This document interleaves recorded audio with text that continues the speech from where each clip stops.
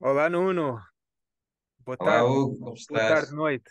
Estou bem, obrigado. Exato, por aí já está a escurecer, não é, Hugo? É verdade, já está a escurecer. Eu posso dizer, são agora aqui sete e picos. E pronto, Pois. estamos a meio de setembro. Começa-se a notar. Aí em Portugal ainda há muita luz, não? É, aqui ainda é uma hora mais cedo, pois. Apesar enfim, o tempo estar assim um bocadinho nublado, Ok. o tempo já não é propriamente de verão, não é? Já está assim muito chuvoso. Se Boa. calhar assim parecido com o austríaco, talvez, não é? Tem dias. Por acaso agora temos tido bons dias agora neste setembro, o que me agrada bastante. Mas o mau tempo há de chegar. Pois.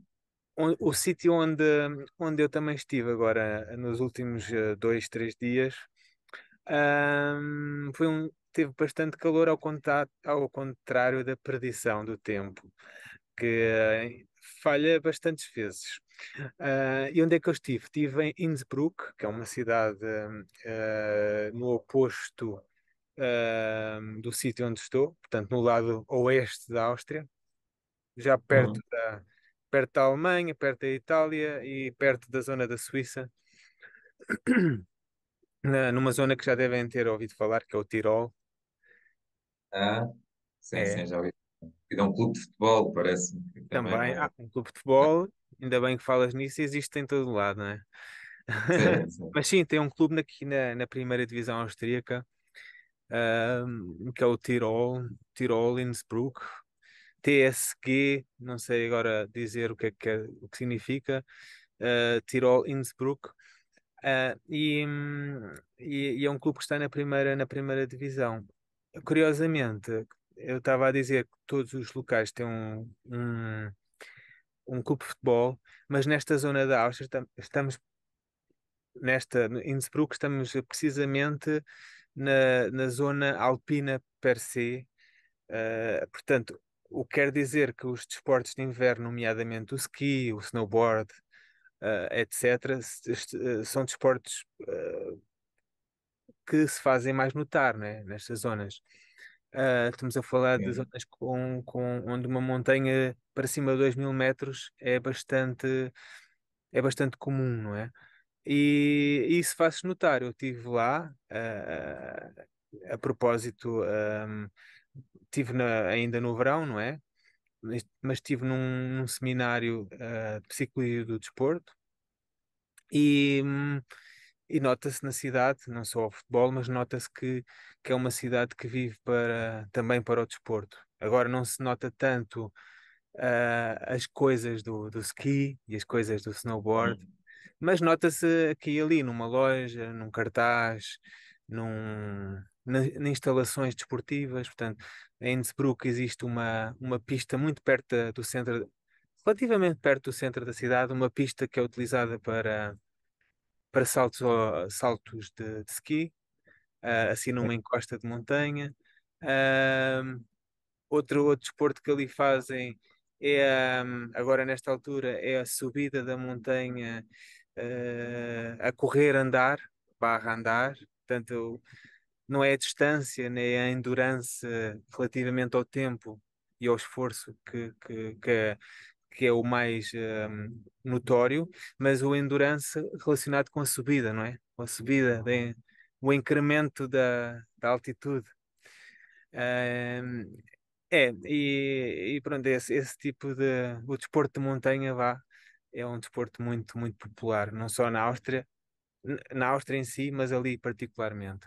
Eu tive, como estava a dizer, no seminário de Psicologia do Desporto. É um evento que acontece anualmente, né, portanto, em setembro, onde portanto, os psicólogos do desporto e os treinadores mentais, ou a denominação mais comum é o mental trainer, em inglês, ou mental coach, e todos se juntam ali, ou todos, ou a grande parte deles, desta zona aqui da Áustria, Alemanha, Suíça, mas não só. colegas da Hungria também, colegas da Inglaterra.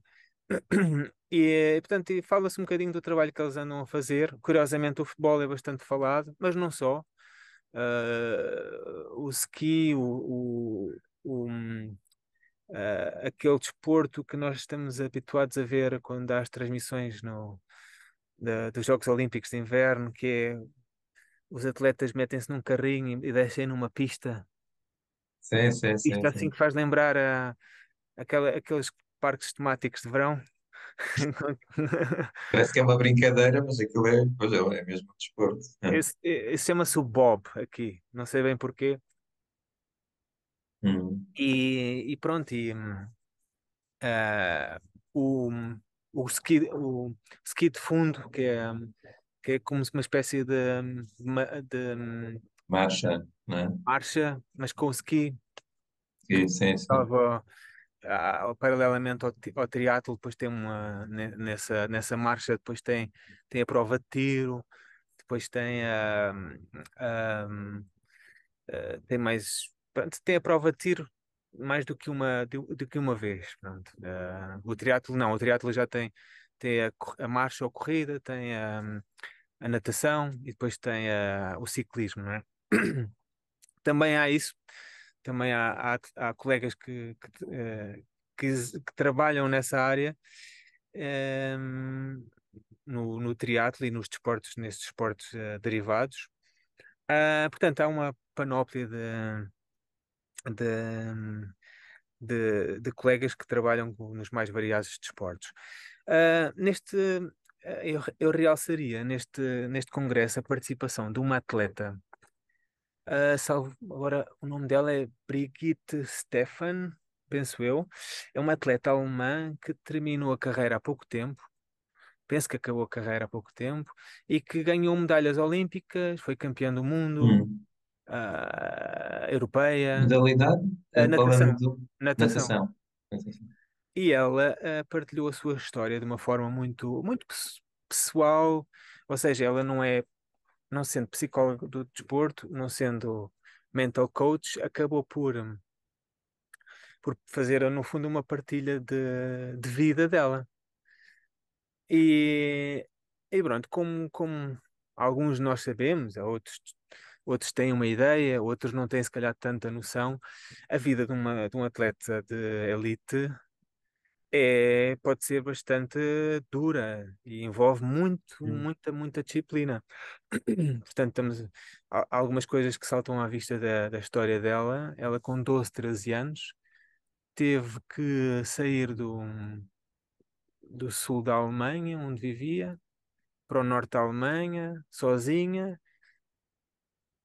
nadar, treinar em períodos bidiários, ou seja, 2 3 horas de manhã, depois estudar e depois mais 2 3 horas ao fim do dia, e isto continuamente, segunda a sexta, às vezes de segunda a sábado, e por vezes vindo a casa ao sábado e ao domingo, ou só ao domingo, ver os Sim, pais, estar sim. com a família. Portanto, isto desde os 12 13 14 anos é obra, não é? Ahm, e ela, pronto, tem um percurso bastante, ah, diria, interessante nesse aspecto, mas que demonstra a disciplina, a dedicação, a privação de muitas vezes de coisas que pertencem à idade da adolescência, né? O ir Hum. divertirmos-nos, o ir fazer coisas com os amigos. Portanto, ela teve que dosear isto de uma forma bastante significativa, porque senão não conseguiria fazer o que Sim, conseguiu fazer, né? Mais tarde na sua carreira, portanto, estamos a falar já dos seus 17, 18 anos, começa a ter os primeiros grandes sucessos e, e depois é interessante e é aqui também que a história se cruza aqui com a psicologia do desporto. Ela acaba por conhecer uma psicóloga do desporto, com a qual, felizmente, tem uma grande afinidade, porque nós sabemos que nestas coisas da relação terapêutica, estas questões da afinidade também contam e contam muito. Portanto, é preciso termos está, a pessoa cair-nos bem, não é? E quando digo isso, Uhum. falo de um lado, dos dois lados, não é? Tanto o terapeuta para o cliente, Pois, vice-versa, como tu bem sabes, não é? sim. E depois, ela é engraçado que diz, houve depois quando terminou a apresentação, houve alguém que colocou a pergunta se ela era uma pessoa,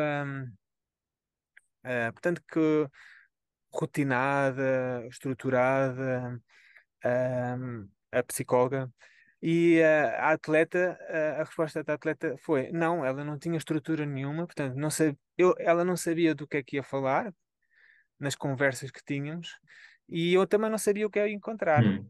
Mas o que é certo é que ela foi criando um espaço de contenção para as suas ansiedades, angústias relativas à sua vida de adolescente, de jovem adulta e, acima de tudo, de uma pessoa que lida com todas estas pressões, por um lado, e estas necessidades de atingir resultados, não é? Seja em campeonatos Pois. de Europa, em campeonatos do mundo, seja onde for. E esta pessoa, pronto, só para terminar esta primeira intervenção, esta pessoa acaba por ter um papel muito importante em toda a carreira desta atleta alemã. Ou seja, a psicologia do desporto vista aqui como fulcral para o atingir de resultados a alto nível, né? Estamos a falar de alto nível. Pois, assim, estava a pensar que para essa atleta foi muito importante, desde logo, ter encontrado um espaço de escuta, de compreensão sobre o vivido dela, não é? Tão centrado na prática desportiva e com tantas privações, não é? Como estavas a dizer, não é? Portanto, uma vida muito regrada para a prática desportiva, mas que depois isto tinha certamente consequências noutros planos. A manta não estica, são 24 horas de dia para todos, e, portanto, ela teria consequências sim, de privação de outro tipo de experiências sociais, humanas, noutras áreas da vida, eventualmente, inclusive nas amizades, de estar de outra maneira com, com as pessoas, para além das pessoas com quem convivia dentro da bolha desportiva, eventualmente, não é? Uhum, uhum. E, pois, estava-me a lembrar, agora tu falaste também dessa atleta, há enfim, uma atleta também ficou muito famosa, também medalhada olímpica, aquela ginasta norte-americana, Simone Biles, será se tem esse o nome, salvo erro. Não, Eh, tenho ideia que sim. e penso que Qualquer coisa agora, por se aí. calhar, é, não pode não ser exatamente esse, mas é qualquer coisa assim de Uma género, mas história recente, não é?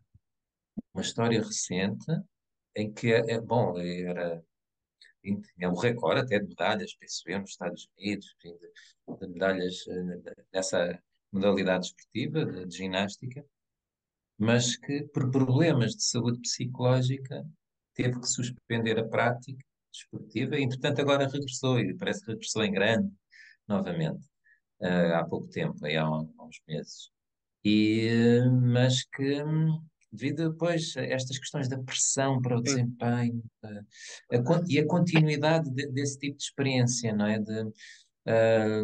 Não é uma questão de um ano ou dois, são bastantes anos de prática desportiva de alta competição, em que Uhum. há muitas privações ao fim e ao cabo, não é? Um rigor muito grande, não é? Dos horários, Sim.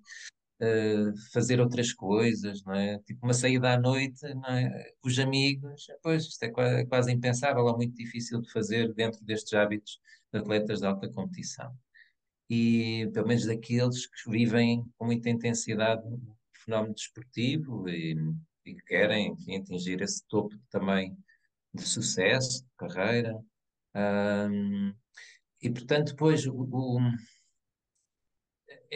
este esforço para o sucesso, este esforço tão grande para o sucesso, por vezes, nem sempre, mas se calhar muitas vezes, levam a problemas de saúde psicológica, não é? De faltar depois também essa vivência realmente no modo de viver, que é, parece que depois não podem ser vistos de outra maneira. Estão constantemente no desempenho e então muito na lógica do fazer e o simples ser, o gostar por quem são, a identidade daquela pessoa para além do desporto, parece que se vai esvaziando se viverem com tanta intensidade o fenómeno desportivo. É, E, é, é, portanto, é. Tens toda a razão. Ahm, tens toda a razão e eu tenho experiência nesse aspecto, ou seja, tenho experiência profissional com atletas que têm que se submeter a anos e anos de restrições, e que depois ou acabam por adaptar, utilizando aqui uma imagem muito conhecida também no meio do desporto, acabam, se calhar no meio do futebol português especificamente, acabam por deitar a toalha ao chão porque já não aguentam e então acabam por as expectativas, os objetivos, a visão que tinham para as suas carreiras acaba acaba por ser um bocadinho posto de parte, porque aquele percurso que envolve todas estas restrições, esta disciplina, esta privação de uma vida dita normal, porque a vida do desportista semiprofissional até, profissional e sim, não é uma vida normal, acaba por ser demais para essas pessoas e elas acabam por se- ahm, pronto, deitar um bocadinho por terra aqueles objetivos de vida, de carreira que tinham. Eu, especificamente, há casos também que eu tenho conhecimento por experiência, por exemplo, nas artes marciais, sim, a área com quem eu trabalho. ah, Há a questão, nos desportos de combate, há a questão das categorias por peso, não é? E só esse pequeno, entre aspas, aspecto é motivo de um desgaste psicológico e físico inimaginável para muita gente. Ou seja, estamos a falar de adolescentes, especialmente se calhar nas mulheres, mas também nos homens, em que a questão do peso por si já é devido às questões de imagem, até às questões de desenvolvimento da personalidade, etc., já é uma questão periclitante num desenvolvimento normal ou típico, sim. sem ser um Uma questão desportista. sensível, Já é uma tipicamente da questão sensível, adolescência, exatamente. sim. Mas também é Agora, modo adulto, mas na adolescência coloca-se muito, não é? agora junta a isso esse fator, alguém que tem que de 2 em 2 semanas, de mês a mês, seja o que for, eh, a fim de entrar naquela categoria para combater com atletas do mesmo peso, tem Sim, que tirar 5 10 quilos de uma forma regular. Ou seja, eu tive contacto e tenho contacto com pessoas que não têm tanta dificuldade nisto, mas algumas pessoas têm tanta dificuldade e se mexe muito. Inclusive, estamos a falar de situações em que colocam em risco a saúde física das pessoas, destes sim, sim. adolescentes. Há pessoas que o caso mais extremo, ou os casos mais extremos, são coisas de pessoas portanto, na última semana começam a deixar de comer, Pois, para 3 dias conseguir antes, cumprir completamente, aquele requisito, não é? Do peso. 3 dias antes já não comem nada e só bebem, bebem.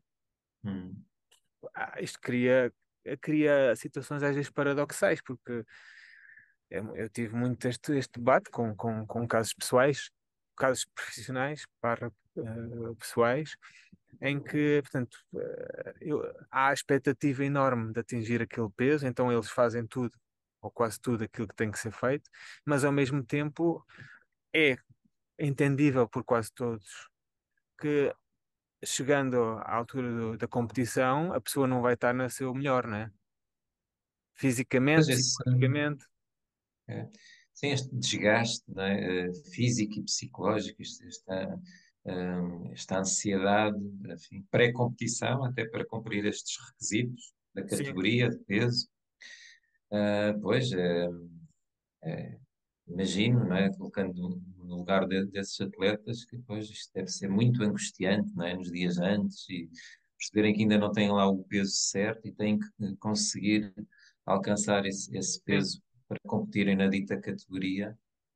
E, sim, mas estava aqui a pensar, pois, que aqui nestes processos desportivos, não é? Ou seja, no desporto competitivo, não é? Hum, a tendência para o burnout, pois, pode, pode ser assim uma tendência grande, não é? Ou seja, ou pelo menos esta exaustão a todos os níveis do organismo, física e psicológica, não é? Levar o sim. corpo e a mente aos limites, não é? Aos limites e ultrapassá-los, É, é, é. num desgaste imenso. E, hum, portanto, pois, não acontecerá com todos, mas se calhar, diz-me tu que também tens investigado mais estas questões, tens estado mais nessa área. Eu por vezes, tenho pacientes desportistas, mas não tenho uma especialidade na psicologia do desporto. A minha especialidade é psicoterapia, não é? E psicologia clínica da saúde. Normalmente, os desportistas vêm por razões diversas e não tanto pela prática desportiva, mas depois, claro, isto depois está interligado e tem que explorar os impactos que também uma vida desportiva até de alta competição tem numa relação de casal, relação familiar, não é? Sim, E nas relações exatamente. sociais. Às vezes uma a conciliação com uma carreira académica, uma carreira profissional. É que por vezes surge em mim com um problema, por exemplo, típico de relação de casal, mas até que ponto a vida profissional de cada um dos elementos do casal está a contribuir também para aqueles problemas da relação.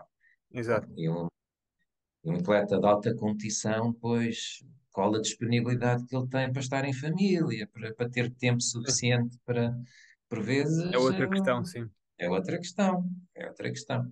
Mas estava a querer questionar sobre isso. Tu apercebes que a área do desporto de competição, até de alta competição, é, é uma área dentro das profissões que existem, especialmente sujeita ao burnout? Apercebes-te disso? Hum, portanto, se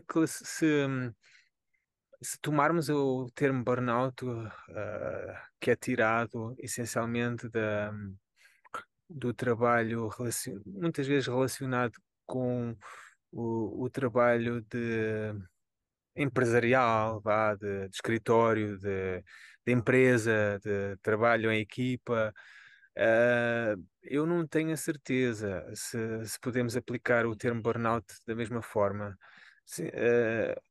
O que eu sei é que, se olharmos para os sintomas do burnout e das consequências do burnout, nomeadamente uma exaustão mental, uma confusão, uma perda de forças e uma até possível sintomatologia depressiva, eh, eu penso que sim, que aí podemos aplicar esse termo há alguns casos da psicologia do desporto, nomeadamente de casos relacionados com carreiras semiprofissionais, profissionais ou até de elite, e isto essencialmente por esta questão de que já falavas há bocado, a questão de lidar com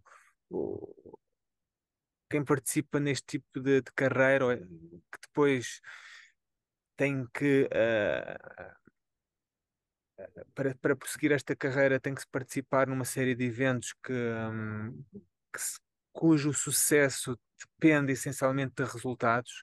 Esta, jus- Uhum. esta gestão de resultados, isto é, ah, ah, fique num bom lugar ou não, consiga aquela medalha ou não, acumulo aqueles pontos, os pontos suficientes para participar num circuito de top ou não, para ir ao campeonato europeu, para ir ao campeonato do mundo, para ir aos Jogos Olímpicos, uma questão muito pertinente, para ir aos Jogos Olímpicos.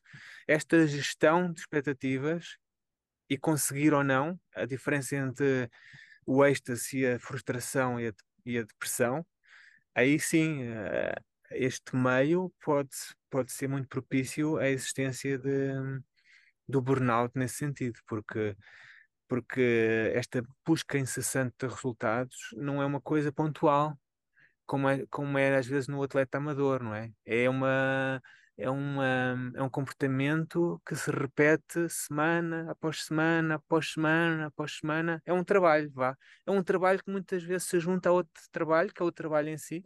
A pessoa muitas vezes tem um trabalho durante o dia e treina à noite e treina de manhã. E se não tem um trabalho, tem uma carreira académica em que são exigidas muitos desafios mentais, não é? Muito intelectuais, portanto, estudar numa universidade, estudar numa escola, e também há muitos casos desses, sem dúvida. Pois, portanto, sim, isto tem vários níveis, não é? Como tu também estavas a referir, semiprofissional, amador, semiprofissional, profissional, atletas de elite, de alta competição, não é? Atletas, inclusive, olímpicos, Sim, e até que ganham medalhas. Portanto, há aqui todo um espectro, não é? Também de variantes de intensidade desportiva, não é? De aplicação e de disciplina face aos próprios treinos, ao dia a dia da exato, atividade, não é? claro. Mas, pois, fico aqui a pensar, isto sendo tão exigente, não é? Principalmente nestas atividades desportivas assim mais de elite, como é que fica o resto da vida da pessoa, não é? Será que têm tempo suficiente para estar, para conviver, para usufruir da vida de outro modo, ou aquilo depois torna-se ali uma espécie de uma bolha Uhum. desportiva onde vivem e o resto é quase residual, não é? Mas que é por aí depois também pode haver os ditos Pois pode se tornar problemas uma de opressão saúde nesse sentido, não é? mental. Pode se Pois, tornar uma torna-se uma. opressão. Sim. E, Uhum. enfim, e depois também, até por curiosidade, e em Portugal, sabes que o futebol marca a agenda, enfim, da comunicação social e o resto é quase paisagem, enfim, Infelizmente. felizmente, infelizmente. Mas eh, noto, porque também vou estando atento ao fenómeno desportivo, principalmente do futebol, porque também é aquele que surge mais informação em Portugal, na comunicação social, que os atletas de alta competição, não é? Os jogadores dos grandes clubes, hum, vivem ali numa espécie de bolha, não é? Em que a dita estrutura dos clubes depois tenta organizar a vida deles toda, a familiar, a social. Parece que está sempre alguém da estrutura dos clubes a acompanhá-los. Quase que eles não têm um momento vá, de privacidade sem que alguém esteja lá por perto dos ditos clubes, de Yeah. alguma maneira a fazer uma supervisão do que está a passar na vida deles, não é? Portanto, e depois o facto de se tornarem figuras públicas também é outro problema, não é? Estes atletas de elite, não é? É Tornando-se muito é outra conhecidos, questão muito, muito importante, sem dúvida. eles não podem sair à rua com a vontade com que nós saímos, não é? Sem que alguém venha lhes, ao fim e ao cabo, um pouco também incomodar, apesar deles até poderem gostar, não é? Do contacto, dos autógrafos, tudo isso, não é? Mas depois não podem conviver em família com a naturalidade que os cidadãos comuns vivem. E Exato. esta sensação de serem invadidos em quase todos os momentos, na sua privacidade, penso que também é um dos problemas, enfim, típicos destes atletas de topo, não é? Que se tornam mesmo figuras mundialmente famosas, não é? Depois, como Hum. atletas medalhados nos Jogos Olímpicos, certamente se tornam assim, pelo menos nos seus países. E depois, sim, no meio do futebol, enfim, uh, sabemos disso, não é? De que Ainda há umas semanas, o Bernardo Silva falava até disso, o jogador português, né, da Sim. Seleção Nacional Portuguesa. Falava de que, pois, que é como é, enfim, difícil depois também lidar com estes fenómenos também da privacidade, não é? Atletas pois, de topo, em que a vida deles está toda muito, muito organizada pelos clubes e pela necessidade de Estão nos ah, holofotes, sob os holofotes, os como se diz, holofotes não é? e não podem, depois, ele até se casou recentemente, pois, mas é um casamento em que depois tem que ter uma alta segurança à volta, não é? Ah, E, porque é uma figura pública. Então não, tudo tem que ser pensado também tendo em conta isso, não é? Que é difícil encontrar essas outras experiências mais comuns, descontraídas, por exemplo, um simples ir à praia é difícil para uma figura pública, não é? Desportiva, poder estar lá descontraídamente, não é? ah. Não dá, não dá. Isso é uma questão da tal fama de estar sob os holofotes, que é comum não só aos desportistas conhecidos, como aos atores conhecidos, aos pivôs de televisão, seja o que for. Portanto, Sim, mas sim, lá está. É mais um fator que imprime bastante pressão ao atleta de elite, ao atleta profissional, que não é o caso do atleta amador, não é? Que é isso que ainda não falámos aqui.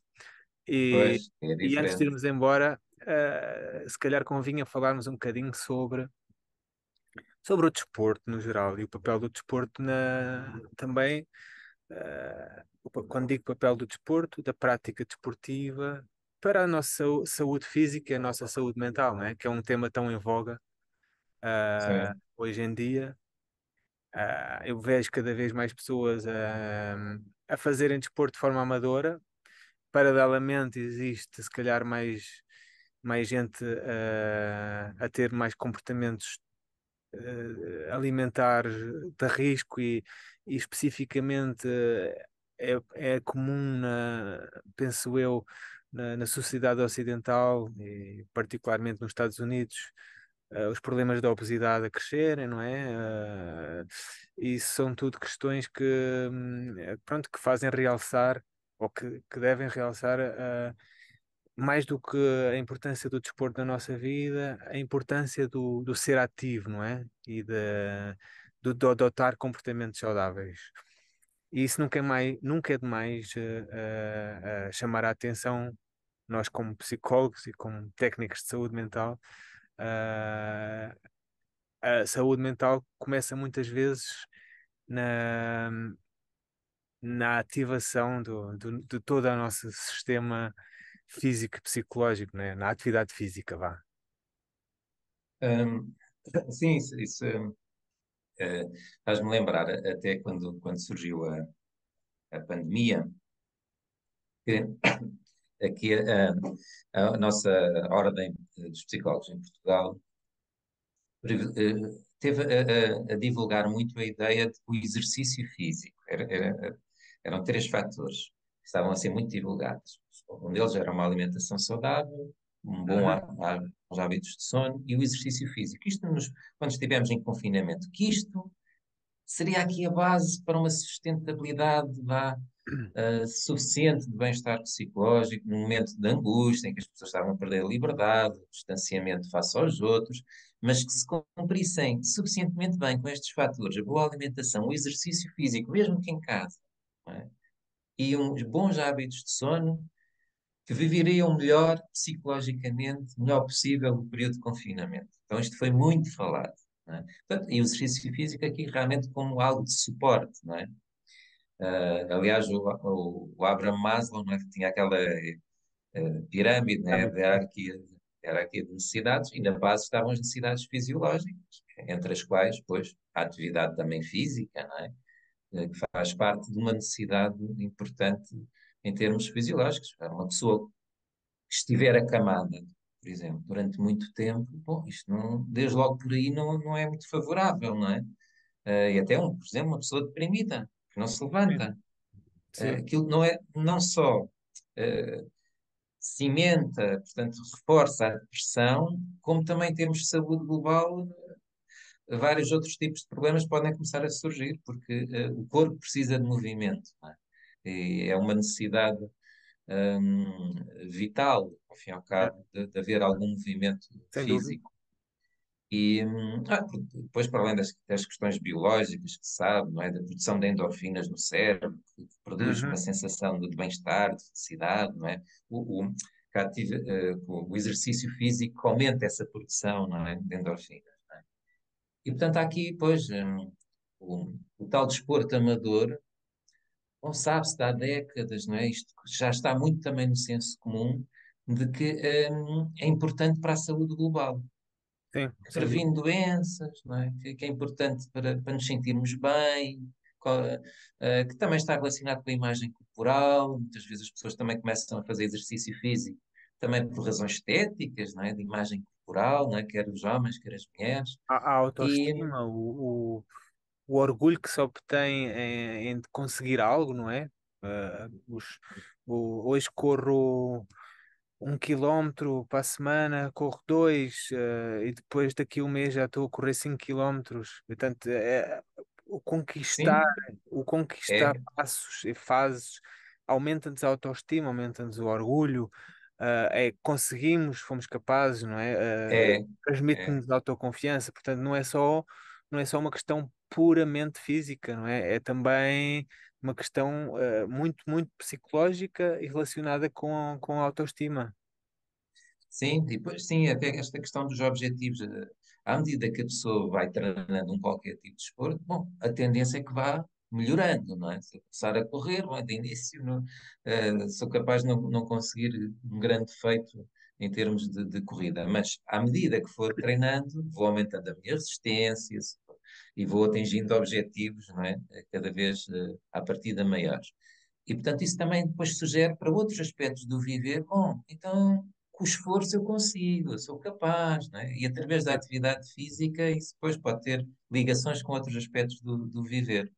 E eu recordo-me termos falado, antes aqui do episódio, de um estudo que tu tiveste acesso e que eu achei muito curioso, muito interessante, sobre a questão da atividade física em associação com o efeito placebo, ou seja, os benefícios da atividade física parece que se articulam aqui com uma espécie de efeito placebo.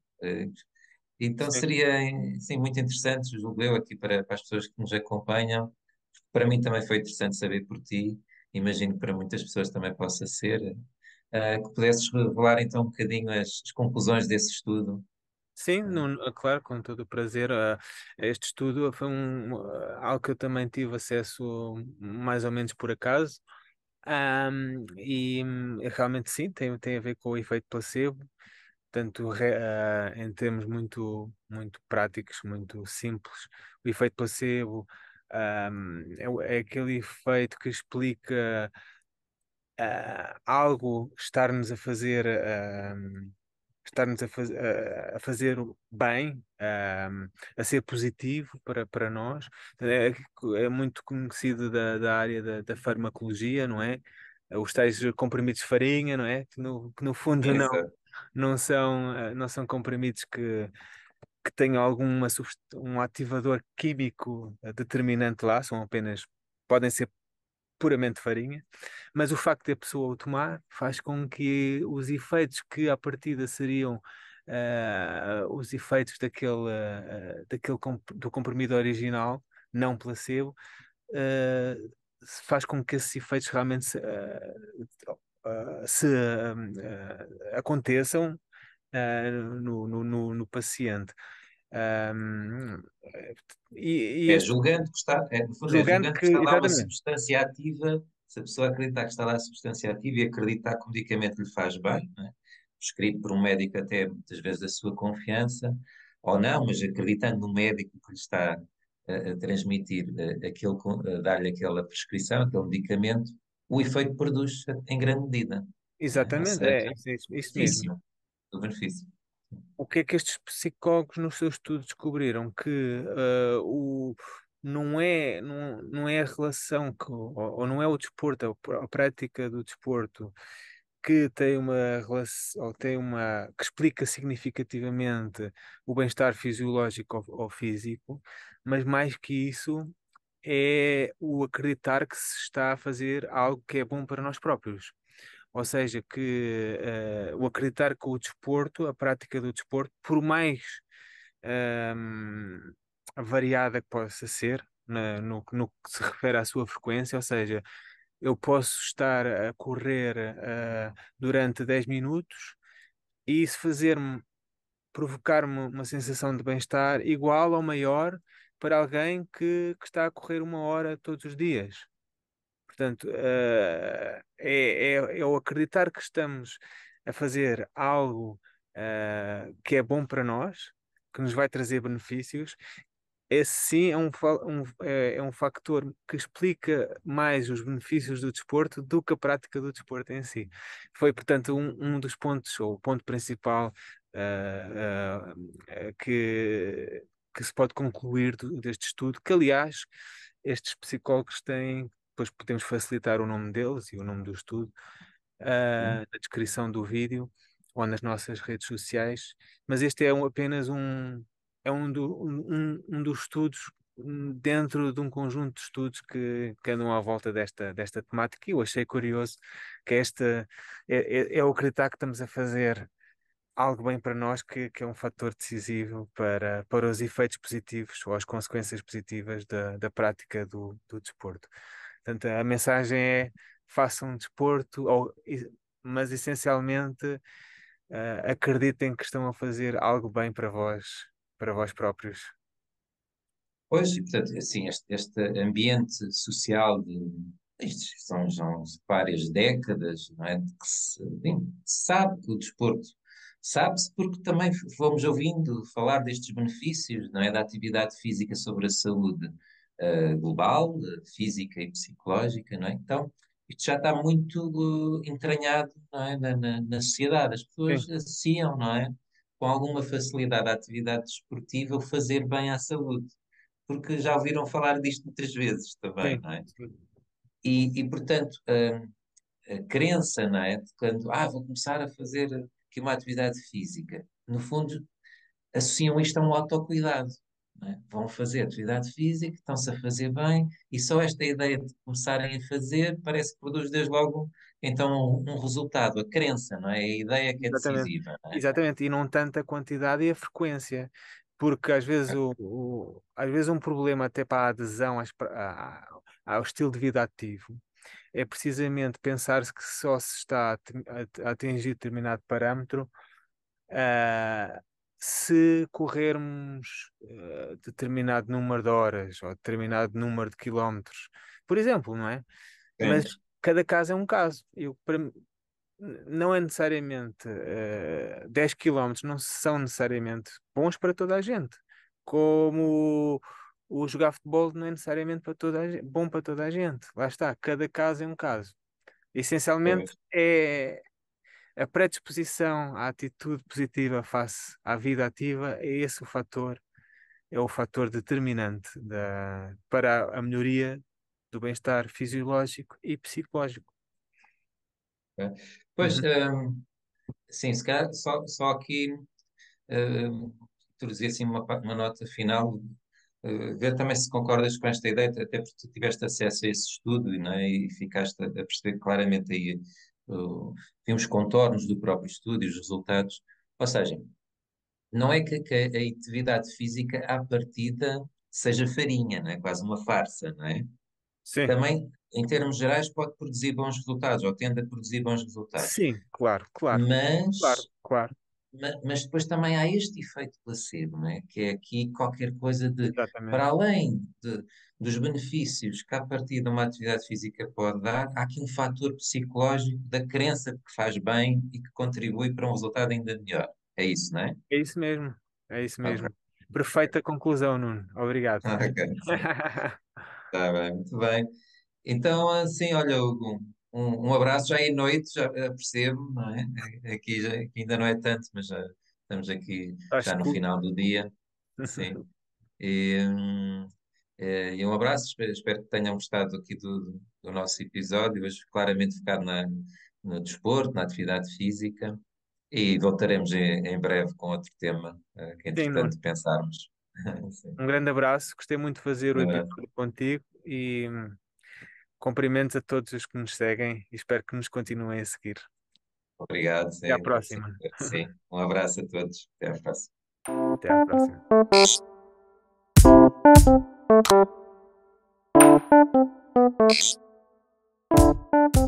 próxima.